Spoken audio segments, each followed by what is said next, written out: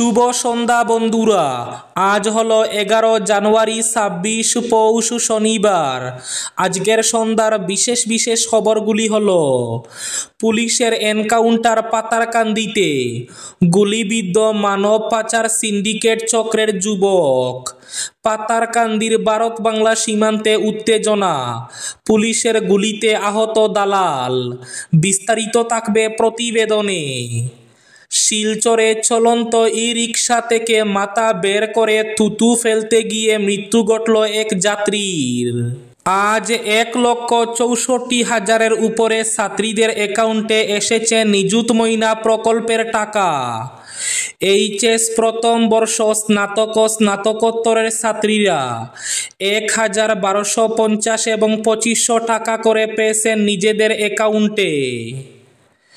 নামগড় মন্দির school college নামজারিতে manually আবেদন করতে পারবে, ঘোষণা মুখ্যমন্ত্রী ডক্টর হিমন্ত বিশ্ব শর্মার। অসমে ধরা পড়ল এইচএমপিভি নতুন ভাইরাস, আক্রান্ত 10 মাসের শিশু। আগামী 13 জানুয়ারি সোমবার মাদ্রাসায়ে দারুল উলুম শাহাবাদে ওয়াজ ও দোয়া মাহফিল। আজ উমরাংশুর কয়লা খনি থেকে আরও 2 শ্রমিকের মৃতদেহ উদ্ধার। ব্যালেন্স চেক করতে গেলেই বিপদ, প্রতারকদের নিশানায় ইউপিআই ব্যবহারকারীরা। আমিও ভুল করি, মানুষই তো ঈশ্বর তো নয়, প্রথম পডকাস্টে বললেন প্রধানমন্ত্রী নরেন্দ্র মোদী। অসম বিধানসভার বাজেট অধিবেশন আগামী 17 ফেব্রুয়ারি থেকে। প্রথম দিন কোকরাঝারে। এবং শেষ খবরটি, বরহলার বাদরিপাড়ে চিতাবাঘের বিচরণ খাঁচাবন্দি করতে ব্যর্থ বন বিভাগ। তাহলে বিস্তারিত খবরে যাওয়ার আগে অবশ্যই ভিডিওটিতে একটি লাইক করে চ্যানেলটি সাবস্ক্রাইব করে পাশের বেল আইকনটি বাজিয়ে রাখবেন এবং ফেসবুক পেজটি ফলো করে ভিডিওটি অবশ্যই শেয়ার করবেন, যাতে সঠিক তথ্যগুলো সবার কাছে পৌঁছাতে পারে। এবার শুনুন আজকের খবরগুলির বিস্তারিত। প্রথম খবর, পুলিশের এনকাউন্টার পাতারকান্দিতে, গুলিবিদ্ধ মানব পাচার সিন্ডিকেট চক্রের যুবক। পাতারকান্দির ভারত বাংলা সীমান্তে উত্তেজনা, পুলিশের গুলিতে আহত দালাল। শ্রীভূমি জেলার পাতারকান্দির ভারত বাংলাদেশ সীমান্তে পুলিশের গুলিতে আহত হয়েছেন দিলওয়ার হোসেন নামের এক মানব পাচারকারী দালাল। অভিযোগ মতে দালাল দিলওয়ার দীর্ঘদিন ধরে অবৈধ পথে বাংলাদেশি নাগরিকদের ভারতে প্রবেশ করাচ্ছিলেন। জানা গেছে, শুক্রবার শ্রীভূমি রেল স্টেশন থেকে পুলিশ দেলোয়ারকে আটক করে থানায় নিয়ে যায়।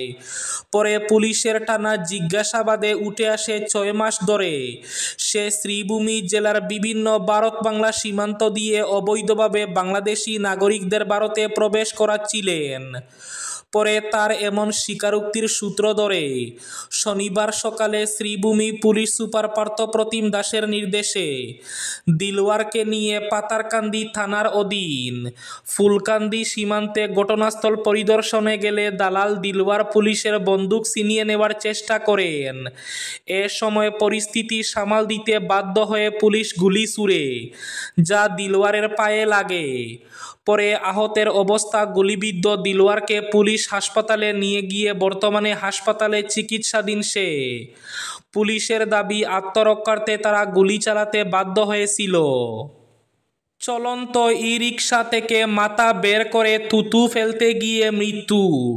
ই-রিকশায় চড়ে যাওয়ার সময় রাস্তার পাশে বিদ্যুতের খুঁটির সঙ্গে ধাক্কা লেগে মৃত্যু ঘটল যাত্রীর।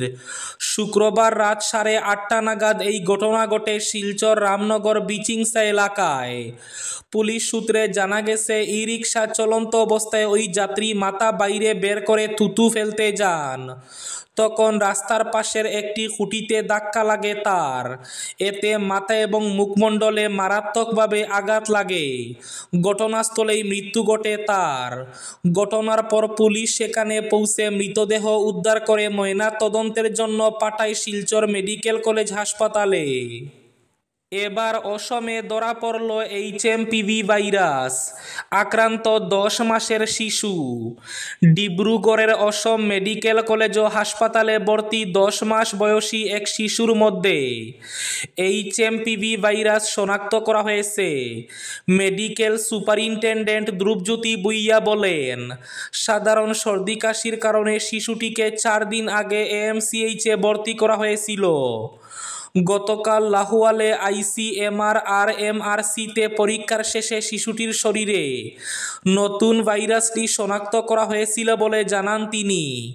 নামগড় মন্দির স্কুল কলেজ নামজারিতে ম্যানুয়ালি আবেদন করতে পারবেন। নামগড় মন্দির সমিতি যদি বসুন্ধরার পোর্টালে আবেদন করতে না পারলে তারা ম্যানুয়ালি আবেদনপত্র জমা করতে পারবেন। শুক্রবার মিশন বসুন্ধরা 3 নিয়ে রাজ্য ক্যাবিনেটে এমনটাই সিদ্ধান্ত গ্রহণ করা হয়। এ নিয়ে মুখ্যমন্ত্রী ডক্টর হিমন্ত বিশ্ব শর্মা জানান, আগামী 30 জানুয়ারি অবধি ম্যানুয়ালি আবেদনপত্র জমা দিতে পারবেন। এই ব্যবস্থা স্কুল কলেজ ইত্যাদির ক্ষেত্রে চলবে। যদিও ব্যক্তির ক্ষেত্রে এই প্রক্রিয়া প্রযোজ্য হবে না সেটাও সাফ জানিয়ে দেন তিনি। আমিও ভুল করি, মানুষই তো ঈশ্বর তো নয়, প্রথম পডকাস্টে বললেন প্রধানমন্ত্রী নরেন্দ্র মোদী। একবার নয়, পরপর 3 বার দেশের প্রধানমন্ত্রী নির্বাচিত হয়েছেন তিনি, আর প্রতিবারই নতুন ধরনের উপলব্ধি হয়েছে। একটি সাক্ষাৎকারে সেই উপলব্ধি ভাগ করে নিয়েছেন প্রধানমন্ত্রী নরেন্দ্র মোদী। সঙ্গে জীবনের বিভিন্ন পর্যায়ের বিভিন্ন অভিজ্ঞতাও শুনিয়েছেন। প্রধানমন্ত্রী মোদী বলেছেন, প্রথমবার প্রধানমন্ত্রী হওয়ার পর সকলে তাকে দেখছিলেন, তাকে বুঝার চেষ্টা করছিলেন, আর তিনি দেখছিলেন রাজধানী দিল্লিকে। শুক্রবার প্রধানমন্ত্রী মোদীর সাক্ষাৎকারের 2 ঘন্টার ভিডিও প্রকাশিত হয়েছে। সকালে এই সাক্ষাৎকারেরই মিনিট 2-এর একটি প্রোমো প্রকাশিত হয়েছিল। সেখানে তাকে বলতে শোনা গিয়েছিল, ভগবান নই, আমি মানুষই, যা ইতিমধ্যে চর্চার কেন্দ্রে।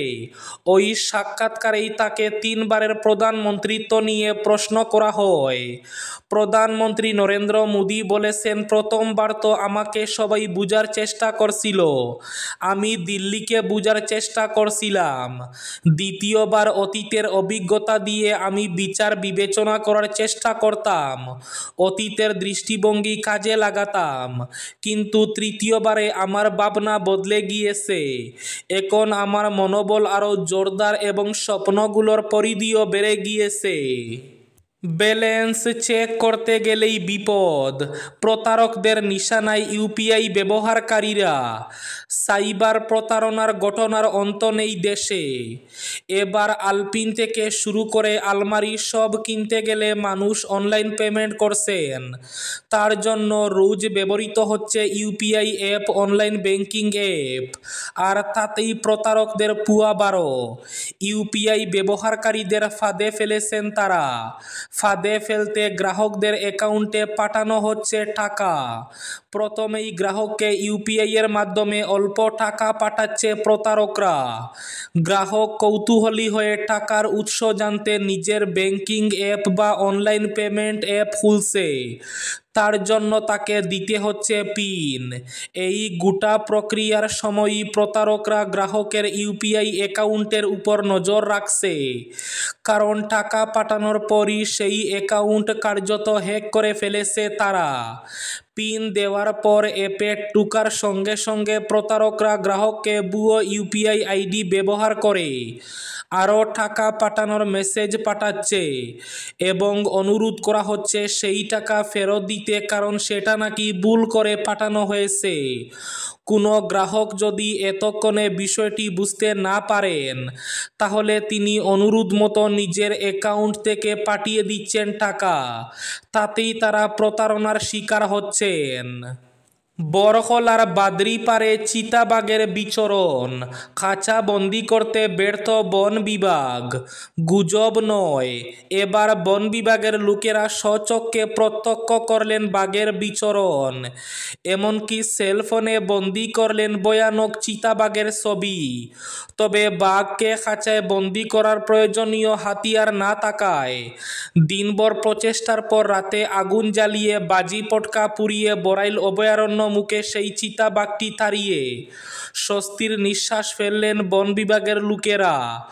আর এমন ঘটনা সংঘটিত হল বরকলার বড়াইল অভয়ারণ্য অঞ্চল বেষ্টিত বরকলার দুর্গম কচুখাল। উল্লেখ্য, গত দিন কয়েক থেকে বরকলার বিভিন্ন অঞ্চলে বাঘের বিচরণের খবর পাওয়া গিয়েছিল। কিছুদিন আগে বাঘের আতঙ্কে ত্রাহি ত্রাহি পরিস্থিতি হয়েছিল বরকলার বাদরিপাড় বেড়াখাল গ্রামে। রাতে বাঘ বেরোনোর খবরে আতঙ্কের শেষ ছিল না গ্রামবাসীদের মধ্যে। শেষমেশ আত্মরক্ষায় রাতে লাঠি টর্চ নিয়ে বাঘ তাড়াতে মাঠে নামেন গ্রামবাসীরা। অসম বিধানসভার 2025 সালের বাজেট অধিবেশন আগামী 17 ফেব্রুয়ারি থেকে শুরু হচ্ছে। তবে এবার প্রথম দিনের অধিবেশন হবে কোকরাঝারে। সচিবালয়ের সচিব দুলাল পেগু এক বিজ্ঞপ্তি জারি করে একথা জানিয়েছেন। জানা গেছে, কোকরাঝারে বিটিসির লেজিসলেটিভ অ্যাসেম্বলি চেম্বারে প্রথম দিনের বাজেট অধিবেশন বসবে। প্রথা অনুযায়ী রাজ্যপাল লক্ষ্মণ প্রসাদ আচার্য এখানেই বাজেট অধিবেশনের উদ্বোধন করবেন। এবার শেষ খবরটি। উমরাংশুর 3 কিলোর কয়লা খনি থেকে আজ শনিবার সকালে আরও 2 শ্রমিকের মৃতদেহ উদ্ধার হয়েছে। উদ্ধার অভিযানের ষষ্ঠ দিনে সকাল 7:35 কয়লা খনি থেকে আরও এক শ্রমিকের মৃতদেহ উদ্ধার করে এনডিআরএফ ও সেনা জওয়ানরা। তার কিছু সময় পর পাওয়া গেল আরও এক শ্রমিকের মৃতদেহ। এ নিয়ে এখন পর্যন্ত মোট 4 জন শ্রমিকের মৃতদেহ উদ্ধার হয়েছে অভিশপ্ত এই কয়লা খনি থেকে। এই ছিল আজকের সন্ধ্যার বিশেষ খবরগুলি। ভিডিওটি অবশ্যই লাইক করে শেয়ার করে দেবেন।